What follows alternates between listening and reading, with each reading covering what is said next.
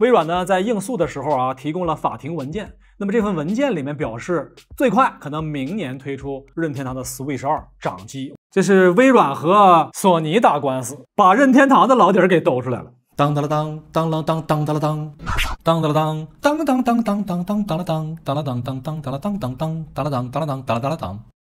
嗨，大家好，我是大爷，欢迎来到科技美学的直播间啊！看见我呢，就意味着你又变大了1周岁。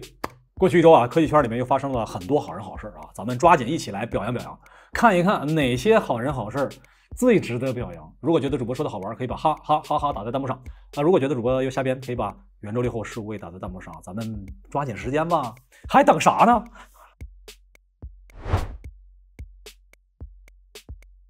时间过得飞快啊！大家猜一猜，这个 iPhone 15造的怎么样了？不光是苹果是吧？也得说咱自己。2023年已经过去一半了，过去这一半的时间，你完成了全年计划的几%啊？大家可以打在弹幕上啊！如果理想状况下，应该是完成了50%，对吧？因为现在已经是下半年的7月份了，我自己大概完成了10%，我相信我下半年会完成90%的。行吧，加油吧！总比到了12月份才发现自己啥也没干强。现在开干还不晚。没错，我说就是你苹果，你抓点紧是吧？我们盼望那些功能你往上整一整。你这不说，我以为还 iPhone 14呢。不开玩笑啊，大家冷静一下，这就是 iPhone 15啊，这是来自于海外知名爆料人带来的一个外观渲染图。你可以看到呢，它的灵动岛啊没变化，还在啊，主要变化是边框变得更窄了，侧边按键啊变成了按键，但是它毕竟是渲染图，有没有接近真机图呢？那就得看咱们华强。好，来自知名数码博主所带来的 iPhone 15系列的模型啊，我们一起来瞧一下这些图片的爆料。首先呢是背板的部分啊，那可知本代 iPhone 15呢还是2大2小，主要差别在背部呢是镜头的一个变化啊，还是2摄和3摄，而且呢从放大的图片来看啊，孔径上来说应该还是目前的标准镜头，而不是潜望镜镜头。这也就印证了咱们上周所推测的，苹果呢不太可能在一代上面给你加了那么多更新。潜望镜镜头啊，明年再说。正面没啥变化啊，最大的变化来了，就是底部全系换用 Type-C 的接口。那么之前呢还是有很多传言表示说苹果啊是不是还得给你来一个区分啊？就是标准版上面用 Lightning 接口 ，Pro 版本上面呢用 Type-C 接口啊。但是呢，从最新的模型图来看，并不是每一款产品全都是 Type-C 接口。所以说呢，本代啊 iPhone 的升级还是很大的嘛，是吧？谁说 iPhone 的升级少啊？这么重大的升级还不值得你给库克不用给我点赞吧，给我点赞吧。那么除此之外呢，还有侧边的一个变化啊。首先我们看到按键的部分，原本的 iPhone 呢采用的是拨盘式的按键，拨到这边啊是普通模式，拨到另外一侧呢是勿扰模式。但是这一次直接改成了按键的模式，也就是说呢，我们再去调节静音、调节勿扰模式的时候，不再采用拨盘，而是按键的方式。坦白讲，我自己稍微有一点担心。因为我知道你拨到这边来啊，它就是休息；拨到这边就是正常。那我现在我摁一下之后，我怎么确定它是休息还是正常呢？所以我就有点大家觉得苹果怎么解决这个问题啊？原来是2个状态，要么1，要么2，现在是一个状态，你这是吧？我到底是1啊还是0啊？来吧，同学们，如果你是库克，你怎么解决这个问题啊？这么说吧，喜欢原来的打个1啊，喜欢这次新的打一个2，看一下同学们的弹幕，你更喜欢哪一种呢？原来我是可以盲操作的，手指摸在这个位置啊，在哪一边啊，我就知道它现在到底是吧有铃声啊还是没铃声啊，是吧？领导找我开会的时候，我在裤兜里边咔嚓，哎，我就给它拨成静音了。你现在如果是这个样子的话，领导找我开会，我还得掏出来，是吧？我摁完之后，我得看一看它是不是变成静音了，是不是这个意思？不应该呀！你说，就我都想到了，苹果它能想不到吗？我猜啊，可能苹果现在呢也着急整这事儿，到底咋整啊？一边往这边扒拉，现在变成按键了，你是为了好看，我到底怎么按？主播给你出个招啊！你看这个，你随便拿出一根笔，摁下去之后，这就是静音；再摁一下它之后呢，它就是常规状态。你看怎么样啊？库克啊，苹果，你觉得我这个办法怎么样？满分100，来，库克给我打个分，看咱们直播间里面有多少库克。嘿，还是能达到盲操作的效果啊！也就是说它长了啊，变长了，这就是正常模式；变短了啊，就是静音模式。怎么样？库克表示现在就来上班。这怎么还没整来呢？怎么你这苹果中国区的这个办事效率它就是不行啊？咱们来看一下啊，咱别光说是吧？假设啊，这就是 iPhone 15，你看全新的设计，这就是普通的状态，哎，这就是是吧？哎，你看这就是静音状态，对不对？还没买 iPhone 15的同学，主播现在就让你感受一下来自苹果的设计，你看多解压呀，是不是？冷静啊，冷静啊，都别笑了啊！咱们说点好的啊，咱们说点正事儿啊。好，来看一下啊，那本代 iPhone 呢比较大的一个变化还是正面边框收窄了。收窄之后的话呢，正面颜值当然就变高了啊。当然会有同学聊到说，这就是个渲染图吧？能是真的吗？那我们来看一下基模啊。从模型渲染图对比来看的话，边框确实变得更窄了一点啊。坦白讲的话呢，颜值升高还是让人比较期待的。但是呢，还是那句话啊，就是你这上边是吧？就像你这脸洗得再干净，鼻子是黑的。好，有同学说这个外观呢，我已经知道了，难道就没有点好消息吗？啊，是有好消息的。来看一下，那么最新的爆料显示呢，苹果呢将会有希望啊，在 iPhone 15上面去解锁40瓦的有线和20瓦的 MagSafe 的无线充电。来问大家一下，正在看节目的你的手机的充电功率是多少？大家可以打在弹幕上。不得不说啊，假如说苹果真的在本代啊升级成40瓦的超级快充的话，那还是很让人期待的，是吧？来，同学们，你们觉得这一代苹果能实现40瓦的高速充电吗？能实现打1啊？觉得不可能实现打一个2。看一下同学们弹幕。我看还有很多同学表示啊，就五福一安到永远啊，你这纯粹就是来黑我们苹果的。我严正的警告你，不是，因为现在的 iPhone 14呢，其实最大的有线功率就已经支持到30瓦的超级快充了。但是呢，如果能够升级到40瓦的极速快充，那不是更好吗？是不是？好，苹果加油！那除此之外呢，还有一些爆料显示啊，苹果本代可能还会有一些其他的变化啊。我们直接来汇总一下本周苹果所有的消息。以下很快，首先，苹果呢会采用台积电的3纳米工艺 A17啊，但是坏消息是良品率只有55%，也就是说首批它可能会明显缺货。还有，苹果 iPhone 15呢可能会采用 f1.7 大光圈的混合镜头设计。还有，苹果呢有可能在未来会采用叠放电池的设计啊，类似在新能源汽车上采用的电池技术等等。这么老多新功能啊，这么老多新的设计，我觉得你不如就直接这么说啊。你说最新消息有一大堆，但是呢，一句话总结 ，iPhone 15可能会涨价，对不对？你说你刚才说苹果这儿也升级了，那儿也升级了，这儿还缺货，那儿还良品率低，你直接说苹果要涨价就完了呗，你不用铺垫这么多，是吧？我能理解啊，我可以接受。它明明可以涨价，还前面铺垫了这么多，你这何苦呢？当然，除了 iPhone 之外呢，还会有很多同学关心会不会有 iPad。那目前的爆料显示的话呢 ，iPad Air 6会是一个常规升级的版本，应该会在2023年的晚些时候啊。注意啊，这个时间呢并不是瞎编的。那实际上，往年的 iPhone 和 iPad 呢不总是在同时发售，经常会有 iPad 晚1个月发售的时间。举例 ，iPhone 如果在9月末发布，那么 iPad 会在10月末发布。本代常规更新的呢是 iPad Air 6。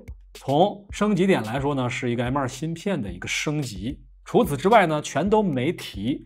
那是不是意味着 iPad Air 6将会搭载全球最快的移动端芯片 M2， 同时还有64G 存储呢？我感觉可能 M2 芯片升级都不算最大的，你能把64G 升级成128G 啊，那才是成倍的升级。来吧，问大家一下啊，大家猜本代 iPad 它的起始容量将会是多大呢？大家可以打在弹幕上。iPad Air 60赫兹，64G， 66。就问你6不6？咱们做产品啊，讲究的就是个押韵。那要想让 iPad Air 升级到120赫兹，还得等多少年呢？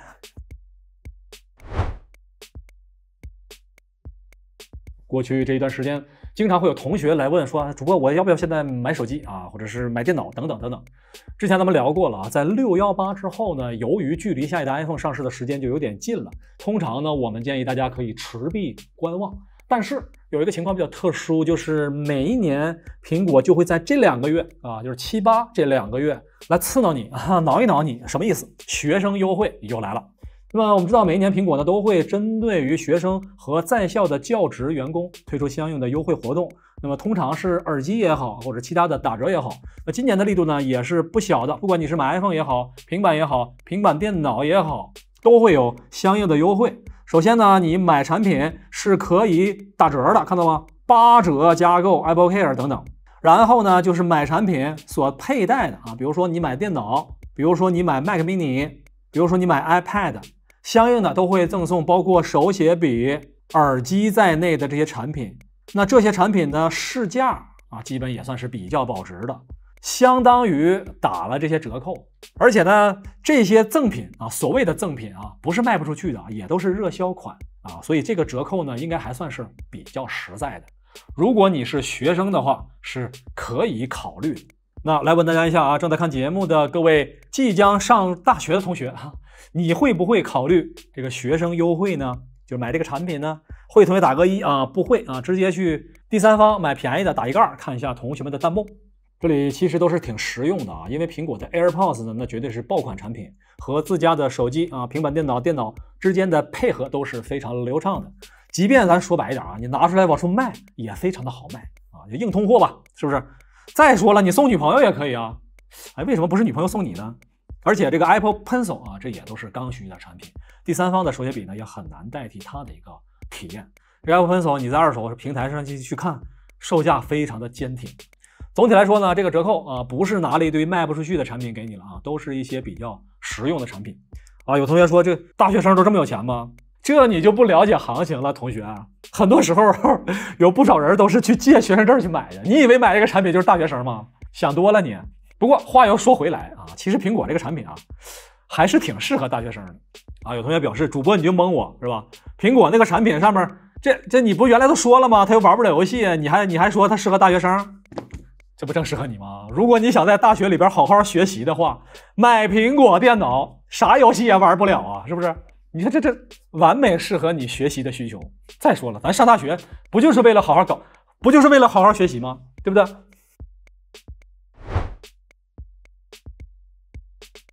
说起苹果的话呢 ，Apple Watch 也是大家关注的重点。那来问大家一下，你目前所佩戴的随身设备是什么啊？啥也没带啊，打个0；带传统腕表打个1；智能腕表打一个2；带手环类的产品打一个3啊，1、2、3，加上没带的0啊，打一个0啊。看一看同学们弹幕怎么样？好，说这个是什么意思啊？那么智能腕表呢，也是越来越多人的选择，不仅可以监测我们的身体状态啊，还有各种各样的小程序可以在手表上就来使用。那么在智能腕表这边呢，其实是有2大类的啊，差别是比较大的。一类呢是支持 eSIM 卡的，一类是不支持的。不支持的很多时候基本上你可以把它看作是一个大号手环，是吧？支持的话呢，就可以看作是一个独立的腕表了。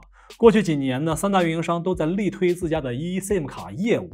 买 iPhone 啊，你装一个 eSIM 卡，你这 iPhone 那也得用啊，它激活是吧？但是我要严肃的提醒你，最近这一段时间，假如你要买智能腕表啊，要开 eSIM 卡的话，你最好买之前先打电话问本地运营商。为什么？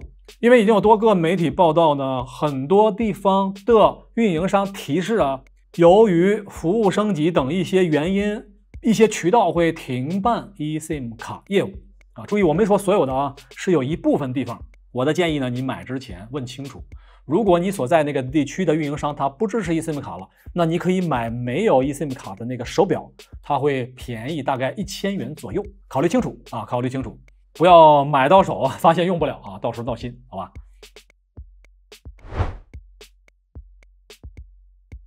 来关注一下固态硬盘的消息啊，来看一下。首先，国际巨头们的固态硬盘呢还是不便宜的啊，比如说西部数据所推出的新款的固态啊，这是针对索尼 PS5 认证的啊，果然啊，是吧？2T 固态售价1599元啊。来问大家一下，你自己的电脑里面使用的是固态，打个1；使用的是传统机器硬盘，打一个2，两个都用啊，你就打一个3。看一下同学们弹幕，好像用的什么都有啊，用什么都有，可以啊。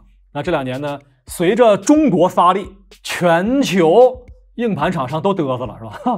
都嘚瑟了啊！大哥你收手吧啊，收了神通吧啊！那目前来说的话呢，国内的固态硬盘这边好消息不断啊！注意看啊，这是2T 1599，看一看国产品牌，2T 啊只要550啊，坏消息它是 QLC， 你看人家这个厂牌是吧，多实在，有啥说啥，我还告诉你是坏消息。很多品牌那个固态硬盘啊，都把这个 QLC 啊给它写成最小号那个12号字写在最角里面，人家直接给你列到上面来啊，挺好，是吧？虽然是个杂牌子，是吧？但挺实在。有同学说你是不是个杂牌子才整这个价格啊？不是啊，一些大牌子它也这价格啊，对吧 ？Acer 掠夺者的啊539，注意啊，2T 的啊，还不止呢。你可以看啊，这些价格400多块钱是常见的价格，金邦的这个399啊，这还没加优惠券呢，这就，哎呀，行吧。看着这些海外的玩家，我都不好意思了。我可以给你们代购啊，对不对？你看我们这个399美元。对不对？停啊，停！不能老坑海外玩家啊，这样不好。华为 Mate 60什么时候到来？这是最近2个月里边非常多的同学来向我提问啊。很多同学表示，我到底是要买现在的 P 系列，还是等 Mate 系列？今年会不会有 Mate 系列？毕竟过去2年的话呢 ，Mate 系列和 P 系列是穿插开，间隔比较长发布的。我个人觉得今年的 Mate 系列是会照常发布的，只不过呢，它的芯片呢大概率还是采用高通芯片，且是4G 芯片。那从目前的供应链给出的消息来看的话呢，下半年 Mate 60应该是照常发布的，供应链这边的配货什么的都已经在顺利的进行当中。所以呢，大家如果不在意 4G 这样一个比较麻烦的事情，那么就可以期待这款产品啊，它其实就是和之前的 Mate 50呢是同样的一个策略吧。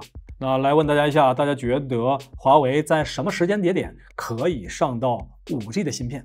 大家可以直接把年份打在弹幕上啊。第二个问题，你觉得华为最终上 5G 的芯片的那个芯片是华为自研的，还是海外巨头放开限制？觉得是自研同学打个1，觉得是华为在海外巨头那儿拿来的 5G 芯片打一个2，看一下同学们的预测。注意啊，咱们打在弹幕上面的，咱们所有的都有录像的啊。过了1、2年之后，到时候回看咱们这期节目，看一看你的预测是不是准确。除了华为手机之外啊，华为在专利方面呢也是有很多的建树。上一周呢，咱们给大家介绍了华为在专利呢已经收全球专利费数亿美元啊，是一个好的开始。除此之外呢，还有一些有趣的专利啊，比如说这个，看这张图，大家能想到这是什么专利啊？你觉得这是个啥专利？2张图片放在一起啊，能不能猜中？其实呢是非常简单的啊。华为呢近期申请了一个耳机专利啊，什么意思呢？那么这个专利呢将会在真无线蓝牙耳机上面内置2枚侧向摄像头。当我们在出行的时候，那么佩戴耳机啊，也许不方便听到旁边的声音的时候，侧向摄像头呢会检测周围的侧向物体，从而呢来提醒我们，协助我们避开障碍。大家觉得这个专利满分100分啊，这个创意啊，你打几分呢？未来呢，也许可以通过这个传感器呢拍摄侧向的图像，避免行进当中的重叠，并且呢给佩戴者提供交互提醒等等啊。我觉得还是一个挺有创意的小设计。大家看到每一个摄像头可以覆盖的角度啊，视场角啊，大概是这样一个角度。你还别说啊，挺有意思是吧？有同学说这个电池解决不了啊，咱先别考虑那些啊，咱先考虑这个设计，它是一个未来专利的方向。我觉得呢挺好啊。就是专利嘛，咱就敢想，对不对啊？我是觉得这个还是不错的，但是呢，我的建议啊，就不要在地铁上使用啊。咱们在地铁上就下一个，这个专利呢，它主要还是服务于行进在路上的，对吧？你看这上面，防止旁边有车碰撞。那么这边呢，实际上华为呢也在自研自动驾驶网络 ADN。目标呢是为提供者提供零等待、零接触、零故障的数字化网络体验。除此之外的话呢，还有云上加速、智行万里啊，这都是未来的辅助驾驶相关的内容。除此之外呢，华为近期的智驾车型问界 M5、M7 呢也都相继入网。而且呢，华为近期还申请了刚才咱们说的 ADN 也就是智驾 Chat、智能驾驶加 ChatGPT 这种人工智能大模型的一个商标啊，看起来华为的布局其实还是很多的，对不对？每周一问大家觉得华为未来会不会推出自有品牌的汽车呢？觉得会打个1觉得不会打一个2，看一下同学们弹幕。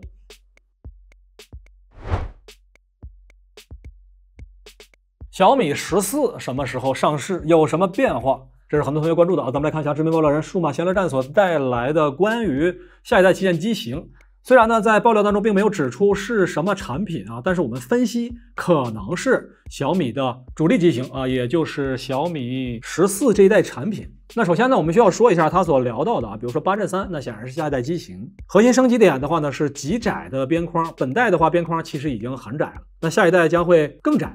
除此之外呢，直屏也符合我们对于小米14的想象，是吧？还有直立中长焦的超大底影像系统，电池容量呢4字头，还有呢水桶小钢炮啊，这些特点都让我们想到了小米13的下一代。这些特点大家觉得如何呀？你期待小米14吗？这里边呢有几个变化啊。首先我们注意看512和1TB 的这个变化还是挺值得关注的。为什么呢？大家回忆一下，小米13这一代产品啊，它其实呢就是顶配是512的，12加512的版本售价是4999元。那大家猜测一下吧，你觉得小米14上面1TB 配置的卖多少钱？大家可以打在弹幕上。小米13512的4999，那么小米14 1TB 的卖多少钱呢？好，当然至于发布时间的话呢，根据咱们往年经验的推测，今年小米呢大概率会在11月中旬发布，但可能赶不上双11，原因非常简单啊，因为高通会选择在10月24号召开新品发布会，发布他们的骁龙8阵3，所以我们猜测半个月之后的时间才是小米发布。关注这款产品的同学，现在就可以攒钱了。任天堂的 Switch 第2代什么时候上市啊？有没有点靠谱的消息？今天咱们来聊一聊汇总的信息。首先呢，近期多家媒体报道啊，说这个 Switch 2啊，明年发布啊。我一看新闻吓了我一跳，我说这什么情况？这是刚买了《王国之泪》限定版的我表示你这不信谣不传谣，什么玩意儿明年发布啊？来问一下同学们弹幕啊，你们觉得 Switch 第2代啊，任天堂的 Switch 第2代它什么时候发布？大家可以打在弹幕上，年份啊，来我看一下。刚买了《王国之泪》限定版的我表示你最好别发布。好，不开玩笑啊，我期待它快点发布，因为实在是太卡了，是吧？玩啥都卡。这好但是它这个明年发布，这也太夸张了。所以呢，我们赶紧去追溯了这条新闻的源头，发现还真不是瞎编。一起来看，首先呢，这是来自于近期一桩非常知名的案件，也就是微软、索尼以及反垄断在这边打官司的这个出庭文件。微软呢在应诉的时候啊，提供了法庭文件。那么这份文件里面表示，最快可能明年推出任天堂的 Switch 2掌机。我们一起来看一下详细的消息啊。首先呢，这份文件呢是由微软游戏的负责人掌门人菲尔·斯宾塞所提供的。斯宾塞这老哥啊，咱们详细介绍过啊，这确实是硬核玩家啊，这几年掌控微软的游戏啊，也取得了很好的成绩，全球玩家疯狂白嫖，是吧？那么他在提供给法庭的文件里面呢，提到了几句话，其中呢这句大家可以看到，有望最快在明年 as early as next year。哎，那我们回看刚才这条新闻，这儿写的是明年初发布，你看这个 as early as as next year。我要是没记错的话啊，凭借我很差的英语功底儿，它表示的意思应该是最早于明年，而不是明年初啊。最早于明年，那就意味着可能是明年，可能是后年，可能是大后年，是吧？而不是明年初的意思。就说这个写新闻这哥们儿，你不要看到一个 early 啊，你就觉得是明年初，好不好？这边还有呢，包括有《使命召唤》的未来的游戏啊，将会登陆到下一代Next Generation 平台上面。这是微软和索尼打官司，把任天堂的老底儿给抖出来了。那这条爆料新闻一出来啊，网上各种的舅舅党啊，各种的渲染图就出来了。你看这张，据传啊，这就是下一代的 Switch。我开始看这个图，我还是不是很相信。后来我往后看啊，这个渲染图是越来越真实。你看这个风格是不是和现在的这个任天堂是一模一样？底座、手柄，一开始我看这个手柄啊，还觉得有点奇怪。后来我再一瞧呢，它这还有一些特殊的玩法。这个手柄在里边是可以来回滑动的，融合的是体感，甚至啊，这居然还有这种焦黄的说明书。哎呀，你看它这个手柄呢，相对于现在这个版本有一些变化啊，它等于呢是外扩型的手柄。中间呢可以通过滑动呢来实现一些额外的操作，是不是？这整着我这越来越像了。和本代的手柄相比呢，它的体积啊按键是一样的，但是呢外表啊有了一些变化，那就意味着呢它的这个手柄变成了一个外套，中间的遥控的按键操纵杆可以拿出来，变成一个更小的手柄，是吧？可以进行更多不同的玩法啊！来吧，同学们，大家觉得这个渲染图、这个爆料的说明书是真是假？觉得是真打个1啊，觉得是假打一盖。看一下同学们的弹幕。首先我说啊，这个啊，如果看谁比，如果你和这张图比，你说谁是真的？是不是100%这个是真的？直到现在我也不相信这个玩意儿是索尼做出来的，这是啥玩意儿呢？这是索尼，你清醒一点，好吧？啊，咱回来啊，不开玩笑啊，有一说一，虽然呢这个整的挺真，但是呢，我觉得它是假的。为什么？凭我对任天堂30年的了解 ，Switch 2的边框不可能这么窄，它这么窄我吃它。所以主播一眼就告诉你啊，这是假的，不要上当。最后来问大家一下啊，大家觉得 Switch 第2代什么时候上市呢？我期待它最好今年就上市啊，最好快点上市啊。当然了，因为现在可能技术还不太成熟，明年上市啊，也许会采用更好的硬件。我宁肯等1年，好吧？我期待明年2024年上市的任天堂 Switch 第2代，求求你了，来个 1080P 屏幕吧，好不好啊？求求你了，任天堂。同学们的弹幕表示 1080P。主播，这话你自己信吗？人总还是应该有一些幻想的，对吧？万一实现了呢？你说我中个500万彩票，和任天堂推出 1080P 的屏幕，你觉得哪个先实现？不知道大家觉得本周啊科技圈的这些厂商哪一家更值得表扬呢？如果还想看到主播疯狂在这儿表扬各家厂商啊，赶紧关注一下我们，要不然大概率下周你就看不着我了。兜里没钱，点个赞再走，好不好？我是大岩，咱们下周表扬再见。祝大家都有强壮的身体，多赚 money， 天天都能休息，每天还有花不完的法定货币。感谢大家的点赞。哎，这是谁掉的硬币啊？给大佬们磕头了。下周别忘了还来玩啊！